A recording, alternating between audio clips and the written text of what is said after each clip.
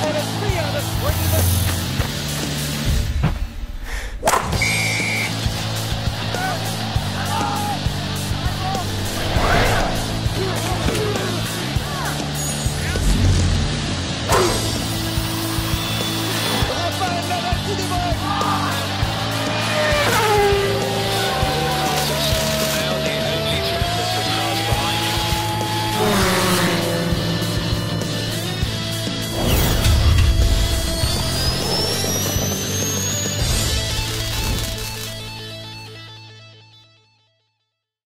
Good evening and welcome to another edition of Sports Weekly. Now, off of the back of the success of this year's African Cup of Nations, with Cameroon recently winning the title, I'm joined today by Satish Sekar, who is from Empower Sports, and we're going to talk a little bit about the projects that they're doing. Satish, welcome to the show. Thank you. Tell me a little bit about Empower Sports. Well, it started nearly a decade ago when we got rather fed up of the way racism in sport was being covered, because it was like there's such and such a racist incident and you didn't get to hear what was happening next and what they were actually doing about it. So we thought, well, we'll do something about this. It's time there was a media that dealt with issues of discrimination in sport and how sport can actually benefit in combating, well, it can combat discrimination, and society and also sport would benefit from it. So that's where it all started from. Excellent. So off of the African Cup of Nations, which, as I say, was a complete success, and Cameroon winning, I think you're going to be working with the Cameroonian Football Association pretty soon. Could you tell us a little bit about that? Yes, we do have plans for that. It stems from a project that we've launched called the Academies Project, and the aim of the Academies Project was, we noticed that there's a lot of young talent in Africa, but they're not being developed in the way that they could be developed because the academies aren't up to what let's say European standards. So what we wanted to do was link up the academies in Africa with European clubs, especially, but not solely European clubs. And the idea was the European club would invest in the African Academy, and for that they would get a first refusal, which means that they would get to see these players and decide who they wanted and bring them over for trials, and if they wanted to sign them, they could sign them. And the benefit of that would be the African club gets resources that it badly needs in order to invest in its academies and develop players better and improve the facilities, which obviously would be in great demand and great benefit for the African club, but also the European ones, because if you can develop these players to a higher standard of through the development of the facilities, they will come over better players, and you get them early enough so that you're not paying ridiculous money for players that you would be buying. Sure. To give an example of this, if you actually look at James Rodriguez, he had a lot of talent. You could also look at Radamel Falcao as well. They both had fantastic talent that was observed at a young age, and they were playing in Colombian teams. In Falcao's case, he was just a young teenager when he made his debut. He then went to River Plate, and from River Plate he came over to Europe. The price of getting him from River Plate was something like, River Plate got him very cheap from the Colombian club. And they then sent him over to Europe, and he went to Portugal quite cheaply. Yeah. He was then sold from Porto to Atletico de Madrid, and from Atletico to Monaco. And so you've got a player who goes for peanuts from the Colombian club to River Plate, and he's then now valued at £60 million, which is what he went for in his last sort of transfer. Yeah. If he goes to China, it might be even more, despite ridiculous money. Despite this. But the thing with this was, anybody who knew about football or was scouting properly, and obviously River Plate would know that Falcao was going to be a great player. So they invested in him at a young age, and they got him pretty cheaply, and they also there would be sell-ons. So they would actually get quite a bit if you actually negotiate it properly. So what we're essentially saying is there are a number of Falcaos out there, obviously not of that standard, and you'd get the same in Africa. So if you get them early enough, you would actually get them at reasonable prices, and you would also be able to develop them, give them, they would go on for better wages themselves, and basically they would benefit. The clubs that develop them, both in Africa and the first buying club, would also benefit from it. So essentially we're looking at this and saying, well, everybody gains from it. Wow. So where African football is concerned, I think a lot of people have a lot of potential misconceptions, you know, with the whole Sepp Blatter thing and trying to get the World Cup to Africa. Is African football endemically corrupt still, or are things a lot better now? Well, I think corruption is all over the world. I mean, if you actually look at the thing, the major corruption thing in FIFA was, you could say, was in other confederations. The ones that really got... like CONCACAF, for exactly, example. CONCACAF and CONMEBOL were the main ones. Yeah. And the issue with this is, if you're saying, is there corruption in African football? Yes, of course there is. But then you could say, is there corruption in European football? Yes, there is. Yeah. Is there corruption in every confederation? Yes. The question isn't, is there corruption? It's what are you going to do about it? Yeah, how do we deal with it? Yeah. I put that to you. How do we deal with it? How we deal with it is by accountability. Because FIFA has methods that it was actually looking at, but if it, you know, it's not, and I would say it's not just FIFA, it's everybody. The whole thing about this is, when has self-regulation ever worked? It doesn't. And it's actually designed not to work. It's designed to say, we're doing something about this, but we're not actually going to do anything about it. Yeah. And the end result of this is, you have to have more accountability and more openness. And that means you have to bring people into these sort of organisations and oversee in an overseeing role. So, for example, footballers have quite a lot to gain from it. But what about fans? Yeah, for example. Absolutely. What about media as well? Absolutely. You can bring in a lot of people from other areas and benefit from it. So if you want to tackle corruption, you have to have openness. Sure. And it isn't just corruption, it's racism, it's the whole works really, the discrimination, the sexism, the whole world really needs to be done in a sort of competent manner. Absolutely. And I think from a British fans' point of view, you know, we talk about African football, and I think you can probably name on two hands the African players that people will know off the top of their head. How do we get people more conscious of other African players apart from Yaya Toure, Aubameyang, and Riyad Mahrez, for example? How do we educate people into how much talent there actually is out in Africa? Well, a good one has just passed, which is the African Cup of Nations. Right. I mean, part of the problem with it is a lot of people were going around saying, like, it can't be in January, it's got to go to June.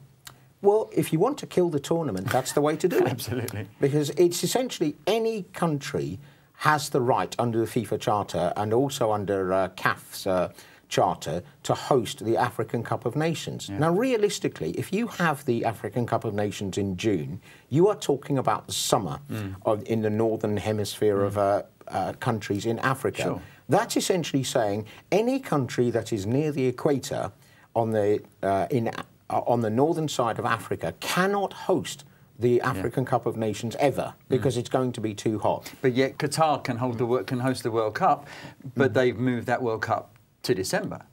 So what I don't understand what the big deal is with the African Cup of Nations, you know, because it's in that time of year, it's in January, and that's when they've actually moved the World Cup to in and around that time because of the heat. But yet they're saying move it to June. It kind of contradicts itself.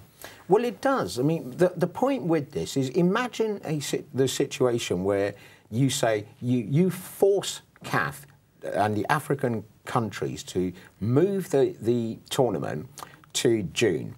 The end result of that is you either cannot host in a number of the countries, as I've mentioned previously, or they're allowed to host because they say, we're not having this, we're entitled to bid for this, we're entitled to host, and they end up hosting. You then send the players and you basically say, this is a health hazard. You can't, we don't like this, we don't want this, it's not fair, you can't risk the safety of these players, and something happens to a player, which obviously none of us want.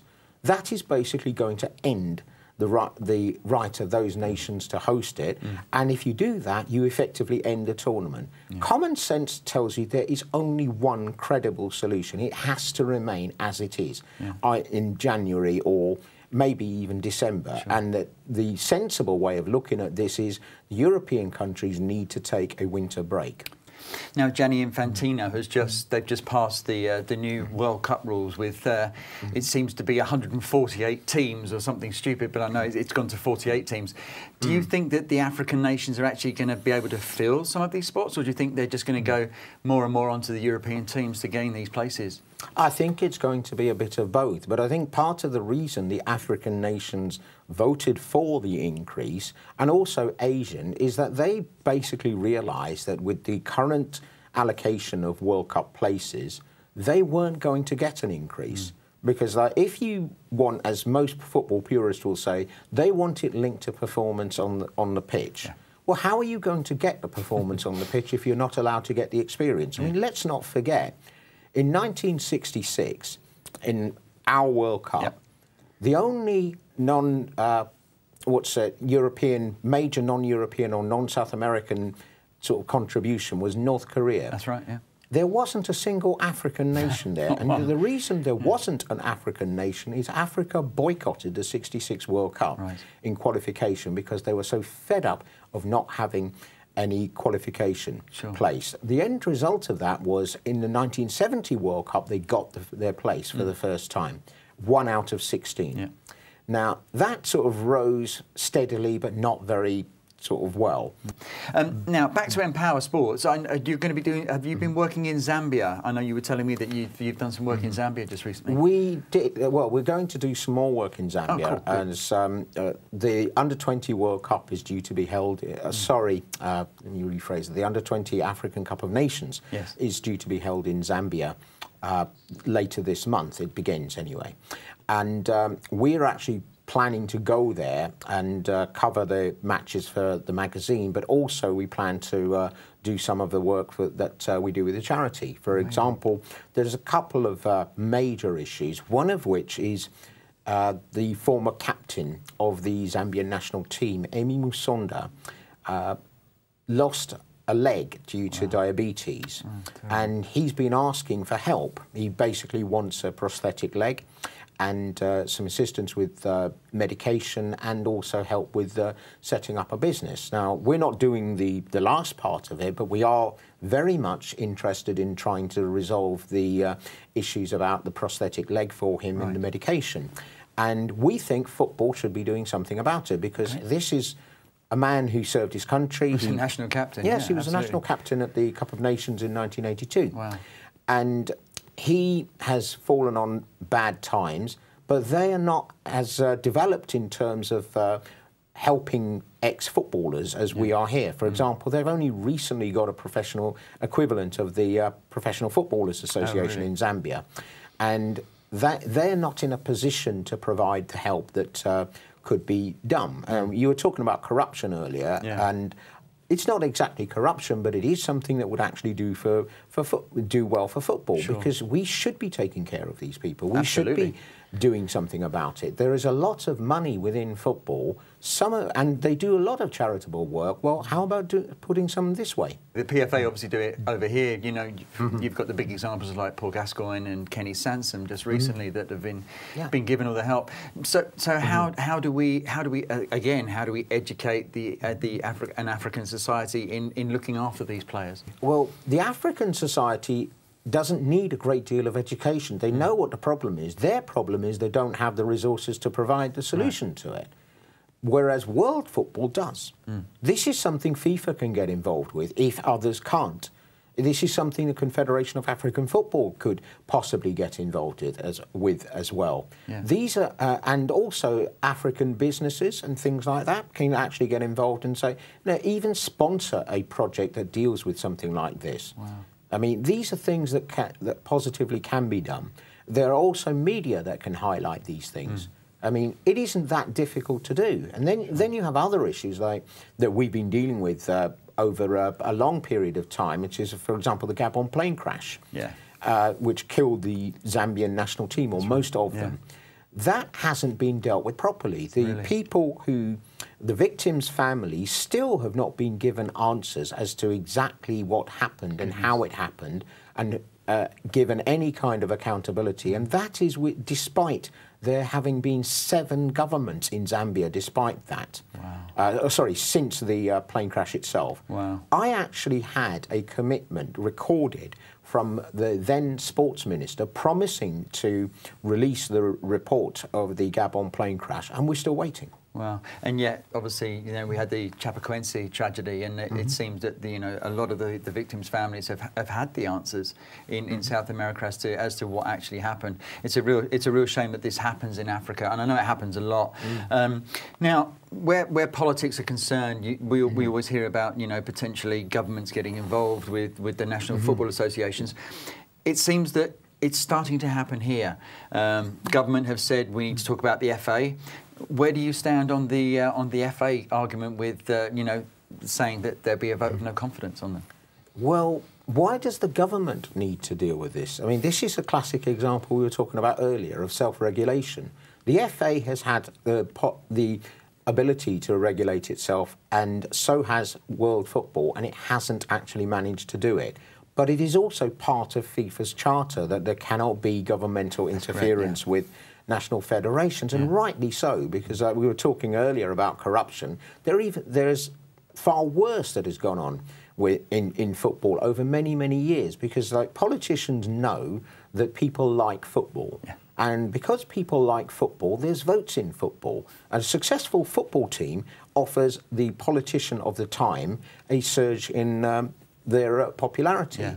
There are very, very few. I mean, to give examples of this, you have Mussolini in 1934, which is quite possibly the most corrupt World Cup of all time. A lot of people will talk about 1978. Some people also talk, in Latin America will talk about 1966. You have all sorts of corruption, but in terms of these type of things, you have horrible dictators who have benefited through football. But you've got also positive examples which are not really given the credit that they deserve. For example, when Ghana became the African football team of the 1960s, it did so because the president of Ghana invested in football. He appointed an administrator, one of the most gifted African administrators of all time, Oheni Jan, to organise Ghanaian football in particular, and they had a revolution through football.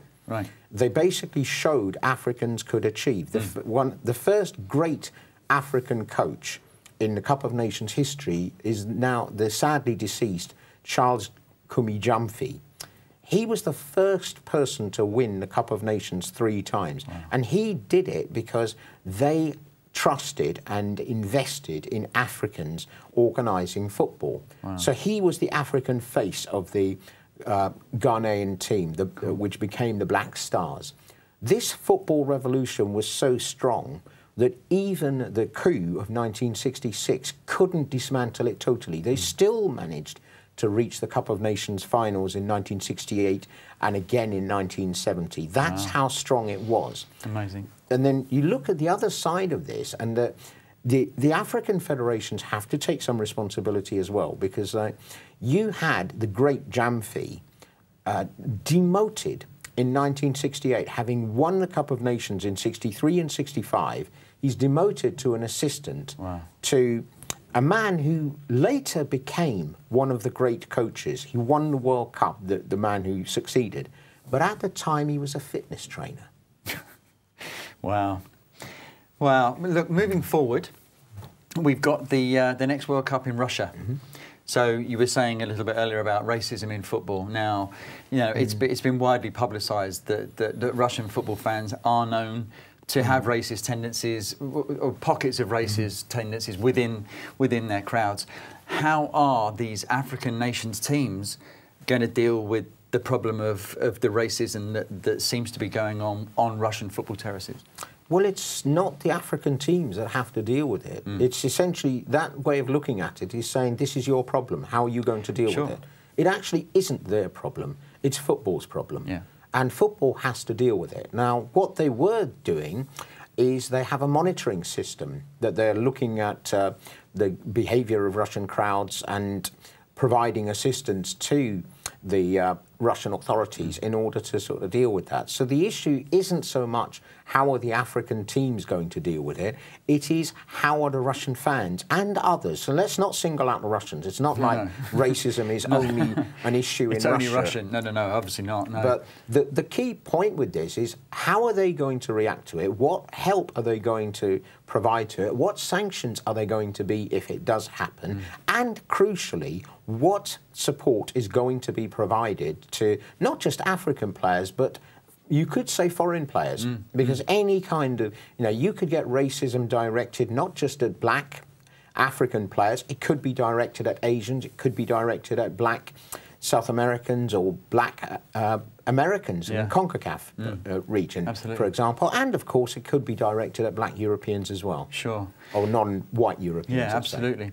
Now, with the travel ban that President Trump has brought in, seemingly against the seven Muslim countries that were named, how much effect do you think this is going to have on Muslim sports people, especially from the Middle East, travelling to America or travelling within Europe? Because it seems the Premier League has a lot more Muslim players now than we ever have had before.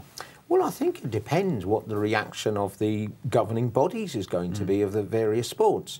If a Muslim sports person isn't able to visit the United States, for example, and not just the United States, but anywhere that is essentially saying you can't come here because you are Muslim, or you can't come here because you're black, or you can't come here because you're not white, then these governing bodies have got to say, OK, if that's your attitude, you can forget about hosting any sporting events because we're not coming. Yeah.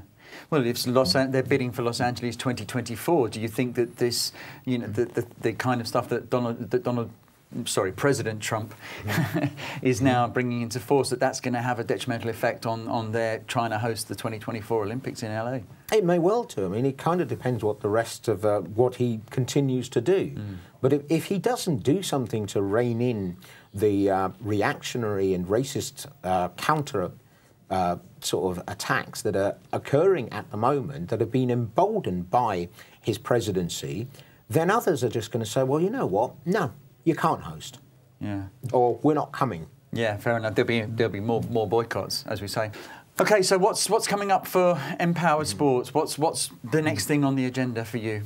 Well, the next thing is the Zambia Under-20 World Cup. Excellent. And our projects over there, and hoping to cover the Confederations Cup and European Championship matches in between, things like that, and basically advance the projects that we have. Excellent. So how can people get in touch with you, find out more about you? Do you have is there a website that people can go to? For the magazine, it's www.empowersmag.com. Okay. They can basically email me, but it usually needs to be through my private one at the moment. Okay. Well, we'll put the details on the screen for you. Sure. And also the Fitted In project, because there is a link in between that and the sporting issues as well. Okay, excellent. So, Satish, thank you so much for your time today. Fascinating, absolutely fascinating talking to you and listening to the knowledge that you have about African football is amazing. So, a big thanks to Satish for coming in today. We'll see you again very soon. Thanks for tuning into Sports Weekly. Bye for now.